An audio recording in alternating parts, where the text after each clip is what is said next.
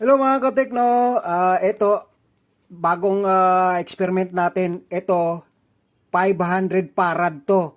Hindi katulad nung previous na ginawa ko, 5 farad lang yung kaya sandali lang to nawalan kaagad ng ilaw.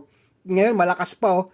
Ito almost 15 minutes na to na ganyan. Pero hindi pa fully charged to kasi kailangan kasi pag nag-charge ka rito malaki yung ah nadodraw na kabulo-bulo.